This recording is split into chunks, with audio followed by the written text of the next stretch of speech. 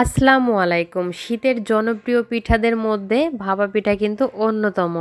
আজকে রেগুলার ভাতের পাতিলে এই ভাপা পিঠাটি আমি তৈরি করব। আর পিঠাগুলো হবে একদমই নরম তুলতুলে।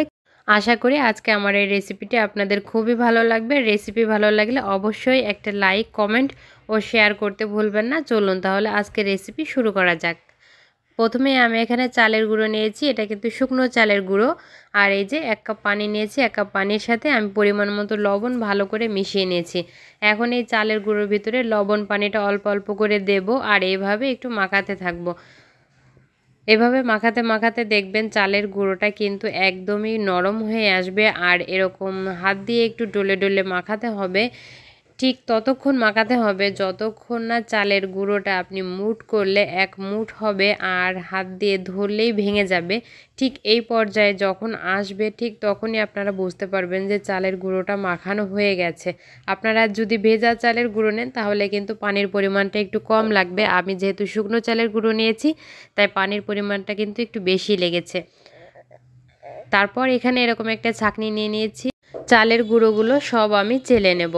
সুন্দরভাবে এভাবে চেলে নিলে হবে কি পিঠাগুলো অনেক নরম তুলতুলে হবে আর অনেক সুন্দর লাগবে, খেতেও ভালো লাগবে। তো সবগুলো আমার হয়ে গেছে, এই যে দেখুন এরকম হয়েছে। আর এটা করার পরে কিন্তু দেরি করা যাবে না, সাথে সাথে পিঠাগুলো বানিয়ে নিতে হবে, না হয়তো চালের গুঁড়োগুলো অনেক শুকনো হয়ে যাবে, পরে পিঠাগুলো ভেঙে যাবে। তো একটা স্টিলের বাটি নিয়েছি, আপনারা চাইলে যে কোনো ধরনের বাটি নিতে পারেন।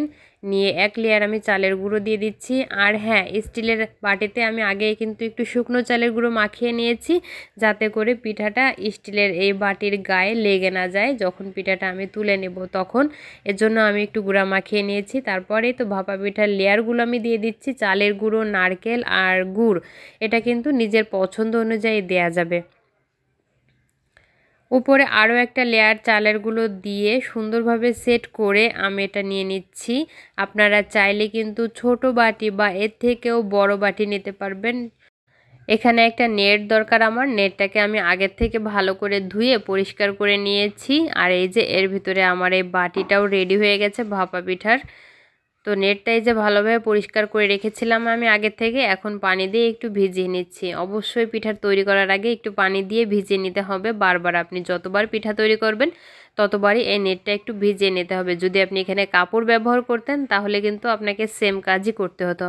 যেহেতু আমার কাছে কোনো পাতলা কাপড় ছিল না তাই আমি নেট দিয়েই আজকে পিঠাগুলো তৈরি করব। আর এই যে ভাতের একটা হাঁড়ি নিয়েছি, পানি গরম করতে দিয়েছি। পানিটা যখন বলক উঠে আসবে তখন উপরে এরকম একটা সেকনি দিয়ে তার উপরে যে পিঠাগুলো দিয়ে দিচ্ছি। পিঠাটা দিয়ে উপর থেকে আলতোভাবে বাটিটা একটু উঠিয়ে নিলেই দেখবেন পিঠাটা অনেক সুন্দরভাবে সেট হয়ে গেছে।